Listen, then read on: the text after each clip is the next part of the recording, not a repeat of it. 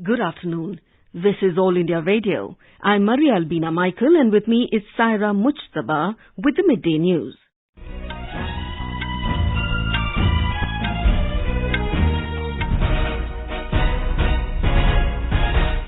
The headlines: India calls for restraint and mutually amicable solution to Ukraine-Russia crisis at emergency session of UN Security Council. Air India begins flight operations to Ukraine from today. Stage is all set for fourth phase of polling to be held in 59 assembly constituencies of Uttar Pradesh tomorrow. High-pitched electoral campaign is in full swing in Uttar Pradesh and Manipur. Week-long Vigyan Sarvatra Pujyate exhibition depicting India's achievements in science and technology begins at 75 locations across the country. Government orders blocking of apps, website and social media accounts linked to banned organization Sikhs for Justice.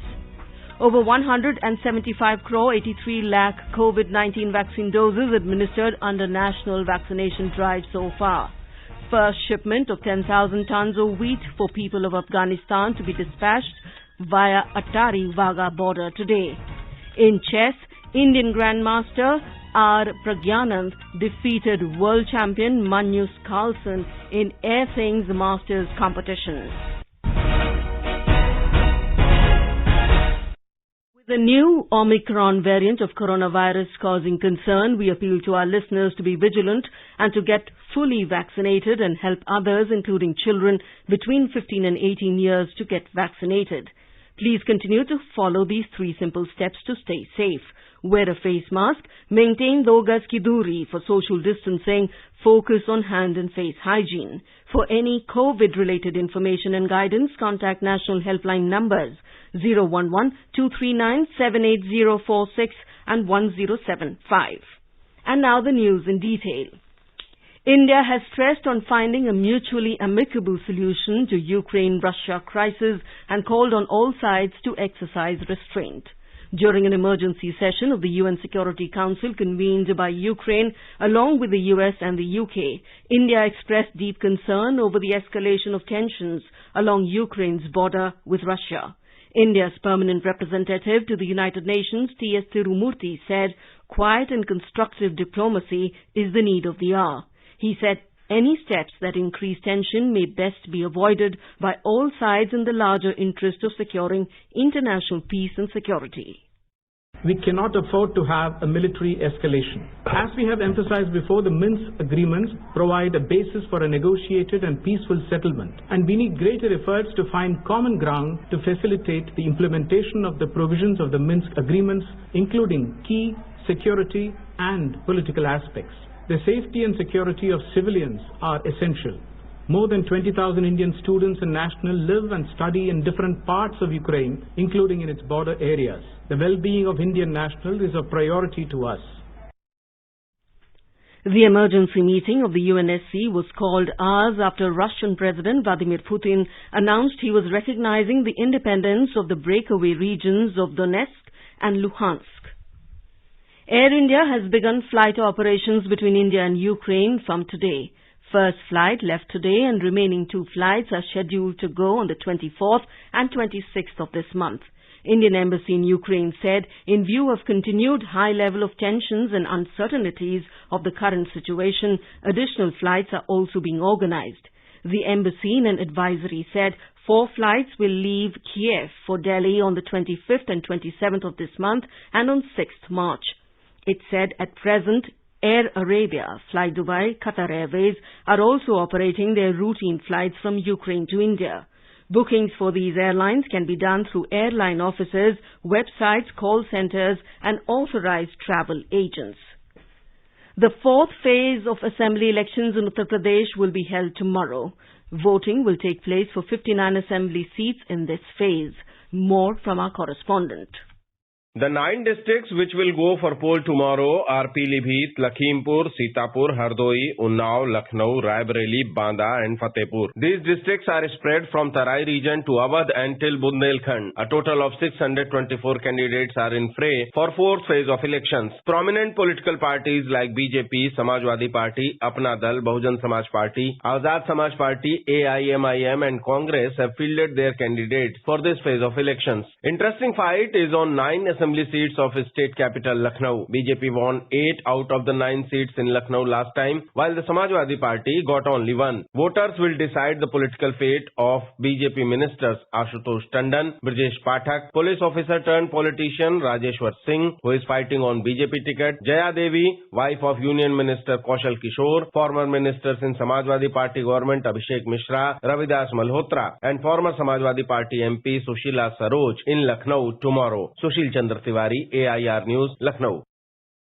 In poll-bound Uttar Pradesh, the high-pitched electoral campaign for the 5th phase assembly elections is going on in full swing. Political parties have also intensified their poll campaign for the subsequent phases in UP and 2-phase polling in Manipur. A report. The final picture of electoral battle for the 7th and last phase of assembly elections in Uttar Pradesh has become clear after withdrawal of candidature last evening. A total of 613 candidates are in the fray for 54 assembly seats, indicating largely multi-cornered contest. The polling in this phase will be conducted on 7th March. In addition, the by-election for the Majuli assembly seat in Assam will also be held, where there is a triangular contest on cards. The by-poll was necessitated following the resignation of Union Minister Sarbanand Sonowal from the seat after being elected to the Rajya Sabha. The 5th phase of polling in Uttar Pradesh will be conducted on 27th of February in 61 assembly constituencies. There are total 692 candidates in the fray, with maximum 25 vying for Pratappur seat. First phase of assembly elections will be held in Manipur on the next day, that is 28th February. 38 seats from 6 districts will go to polls in this phase. There are 173 candidates, including 15 women in the fray in this phase. For the 6th phase of election in Uttar Pradesh, multi-cornered electoral battle emerged. There are a total of 676 candidates in the fray for 57 assembly seats in this phase. The polling will be held on 3rd of March. On 5th March, the second phase of assembly elections will be held in Manipur. 22 seats spread over 10 districts will go to polls in this phase. Trupti Srivastav, Election Desk. Prime Minister and senior BJP leader Narendra Modi said that the development of northeastern region of India is the priority of the BJP government. Addressing a political rally held in Imphal East district of Manipur today, Mr. Modi said that the BJP believes in communal harmony and peace, along with equal development in the country. Manipur was known for frequent bunds and blockades before 2017. After BJP-led state government came to power in 2017, the rift between valley and hills has come to an end, and now communal harmony and peace has been restored in the state. Moreover, the state has developed in different sectors. The BJP leader also said that the BJP-led state government has been able to implement different welfare schemes in its true spirit, and these benefits are being provided at the doorsteps of each beneficiary. He said that Manipur is a gateway to Asia for India. A national voter awareness contest, My Vote is My Future, Power of One Vote, which was launched by the Election Commission of India, is currently open. It aims to crowdsource ideas to make our electoral process more participative.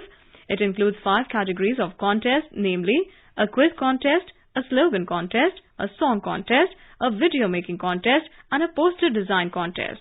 The last date for sending entries is 15th of March.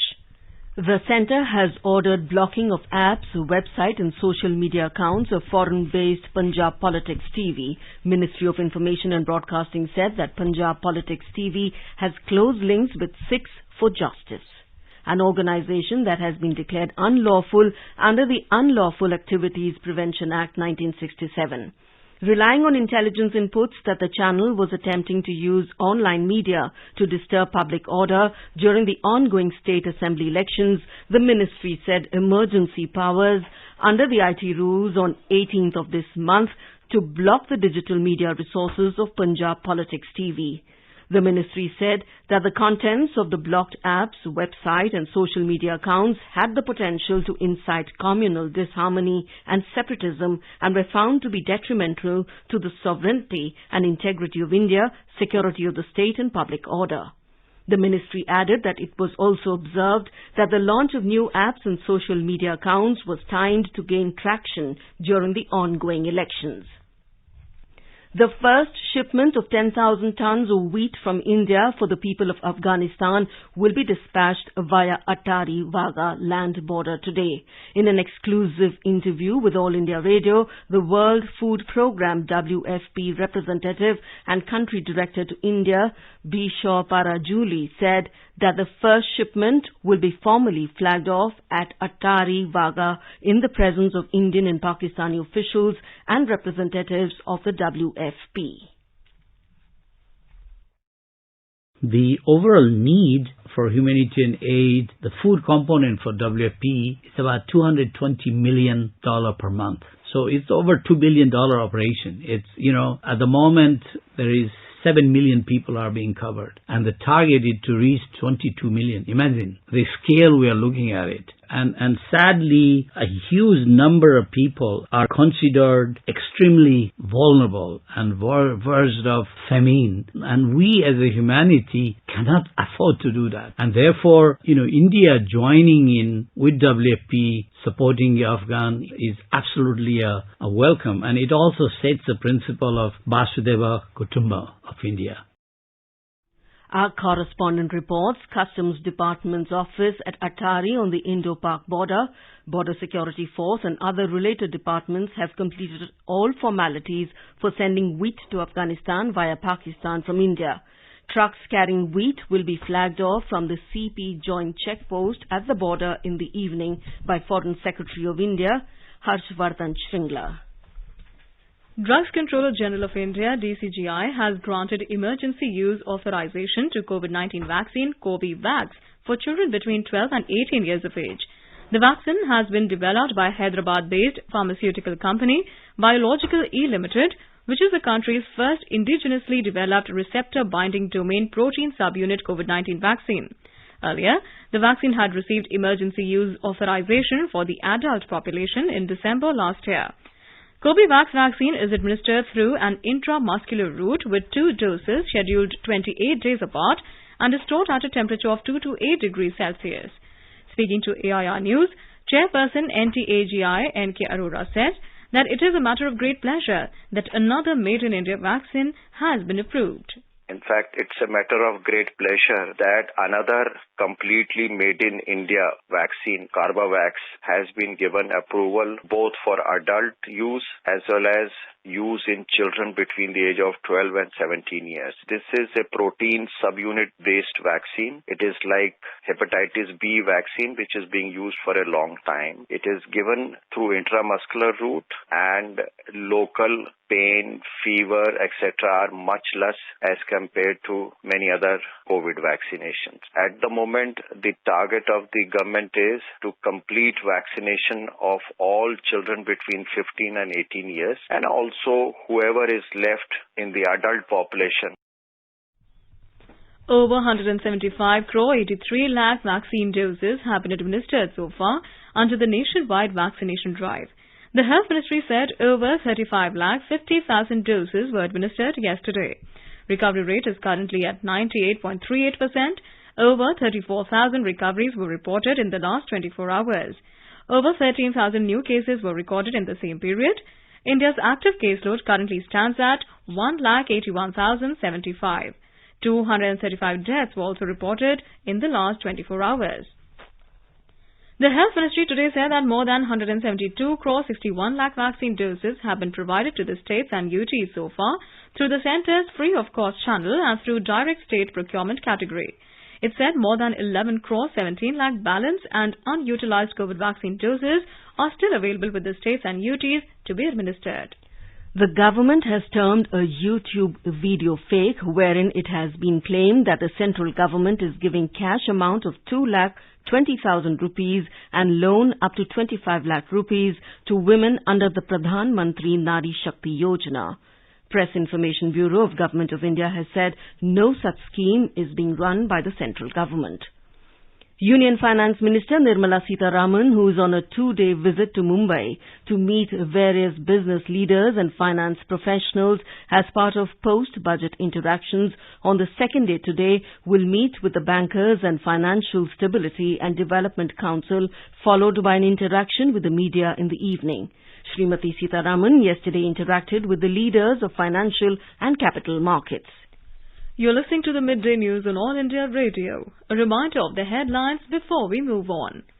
India calls for restraint and mutually amicable solution to Ukraine-Russia crisis at emergency session of UN Security Council. Air India begins flight operations to Ukraine from today. Stage is all set for fourth phase of polling to be held in 59 assembly constituencies of Uttar Pradesh tomorrow. High-pitched electoral campaign is in full swing in Uttar Pradesh and Manipur.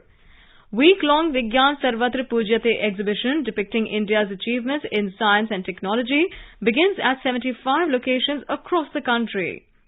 Government orders blocking of apps, website and social media accounts linked to banned organization Sikhs for Justice. Over 175 crore 83 lakh COVID-19 vaccine doses administered under the national vaccination drive so far. First shipment of 10,000 tons of wheat for people of Afghanistan to be dispatched via Atari Wagha border today. And in chess, Indian Grandmaster R. Pragyanand defeated world champion Magnus Carlsen in Airthings Masters competition. For quick news updates round the clock, follow us on our Twitter handle at AIR News Alerts. चलो मिलकर एक शुरुआत करें, चलो एक फैसला आज करें, मास्क नहीं तो टोकेंगे, कोरोना को रोकेंगे, चलो एक इरादा करते हैं, चलो खुद से वादा करते हैं, मास्क नहीं तो टोकेंगे, कोरोना को रोकेंगे. As part of the Azadi Ka Amrit Mahotsav, the Government of India is holding a week-long commemoration titled Vigyan Sarvatra Pujyate from today simultaneously at 75 locations across the country. The program will be held from Leh and Srinagar to Port Blair and Kavarti Islands in Lakshadweep from north to south and from Ahmedabad to Daman to Itanagar, Kohima and Aizwal from west to east, apart from the national capital Delhi. The inaugural program will be held at Vigyan Bhavan in the national capital today. The event will display the country's scientific legacy and technology prowess that has helped find solution in defense, space, health, agriculture, astronomy and other sectors. Giving details about the Vigyan Sarvatra Pujyate event, Principal Scientific Advisor Dr. K. Vijay Raghavan said, the programs have been grouped under 4 themes. He said the first theme is from the annals of the history of science and technology, and this section traces the contributions of founders of modern science and institutions of national importance to nation building. Dr. Raghavan said that second theme is milestones of modern science and technology. The third will be Swadeshik Paramparik inventions and innovations, and the fourth theme will be transforming India. Secretary, Department of Science and Technology, Dr. S. Chandrasekhar said the program will not only motivate the young children but also the common citizens. It will culminate with a grand valedictory function which will coincide with the National Science Day celebrated on 28th February in remembrance of Nobel laureate Sir C.V. Raman's path-breaking discovery of the Raman effect in 1930. In Tamil Nadu, the ruling DMK front is leading in all the 21 corporations. Out of the 138 municipalities, DMK front has won in 124 and AIADMK leads in 8 out of the total of 2,438 panchayats in which elections were held. DMK leads in 1,449, opposition AIADMK leads 385 wards, Congress leads in 77 wards and BJP leads in 29 wards. Counting of votes for the urban local body elections is being held at 268 counting centres from 8 a.m. this morning. Security has been tightened at all counting centres. Elected members will be taking oath on the 2nd of next month. In Uttarakhand, a vehicle fell into a gorge earlier today in Champawat district, killing 14 people. According to reports, the accident took place 65 kilometers away from Champawat. Kumaon DIG Nilesh Anand Dharne said that the accident happened on Sukhidhang Rita Sahib Road. He said that the people in the vehicle were returning from a wedding ceremony. The police and the rescue team reached the spot and started relief work. So far, 14 bodies have been pulled out of the gorge, while 2 people are said to be seriously injured. President Ramnath Kovind, Vice President M. Venkaiah Naidu and Prime Minister Narendra Modi have expressed grief over the accident and tweeted their condolences to the families of the deceased. The Bombay High Court has directed Maharashtra government to submit a report on the current status of CCTV's installations at police stations. The directive came after a division bench of Bombay High Court raised eyebrows on the functioning of the state government in relation to CCTV installations despite the orders of the Supreme Court as well as the High Court. And now let's listen to our special program, Azadi Ka Safar, highlighting the importance of the day during the freedom struggle. आजादी का Amrit Mahotsav.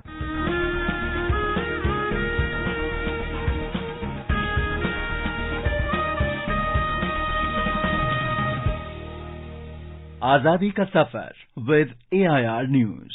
Birth of a nation. India's glorious freedom struggle is one of the greatest struggles the modern world has ever witnessed. AIR News brings you a glimpse of the struggle every day.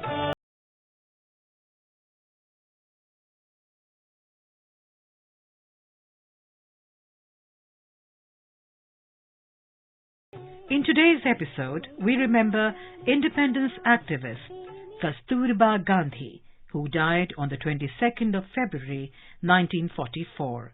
She was affectionately called Ba by her husband Mahatma Gandhi.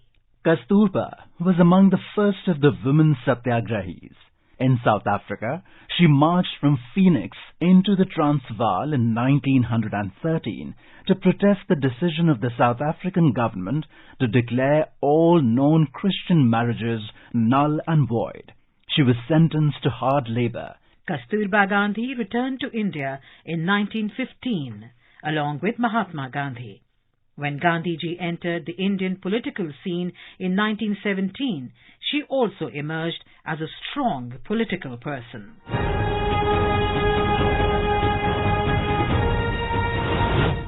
Kasturba's commitment to the freedom struggle was not just a part of the support she extended to Mahatma Gandhi, but something she felt for deeply.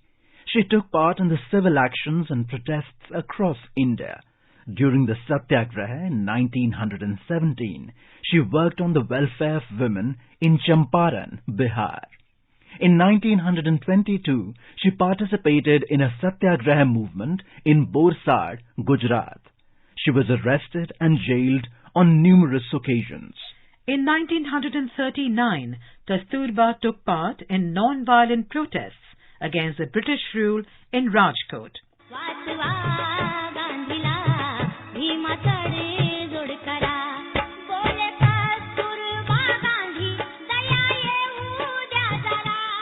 When Gandhiji was imprisoned during the Quit India movement, he asked Kasturba to address a public meeting in the Shivaji Park near Bombay in his place. Sensing that the police may also arrest her, she dictated to Sushila Nair a message for the public. Gandhiji poured out his heart to you for 2 hours at the All India Congress Committee meeting last night. What can I add to that? All that remains for us is to live up to his ideals. The women of India have to prove their mettle. They should all join in this struggle, regardless of caste or creed. Truth and non-violence must be our watchwords. Kasturba was stopped on the way to the meeting and sent to the Arthur Road prison in Bombay. The cell she was put in was dirty and she fell ill. After a few days, she was moved to Aga Khan Palace, where Gandhiji was detained. This was to be her last prison sentence, as she died during her imprisonment. We salute the great Indian.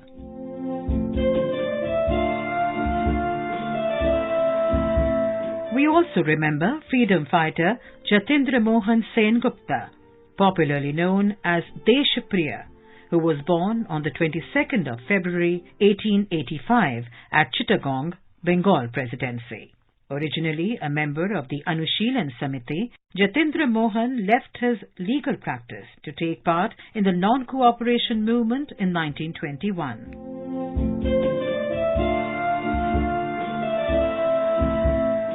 Jatindra succeeded Deshbandhu Chittaranjan Das as the mayor of the Calcutta Corporation in 1925.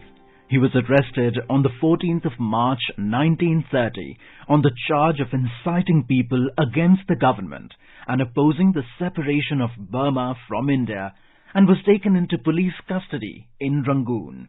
He was tried but acquitted, and he returned to Calcutta to take part in the civil disobedience movement.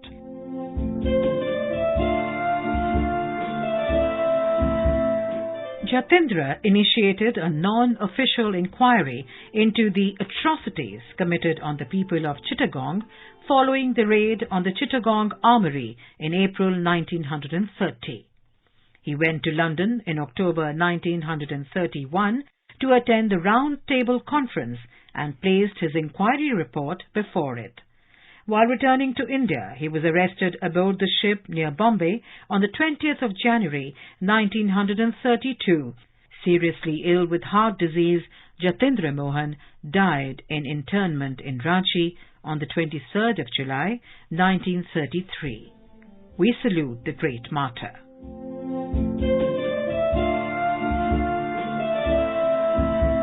That brings us to the end of this episode of Azadi Ka Safar with AIR News. See you in the next episode tomorrow.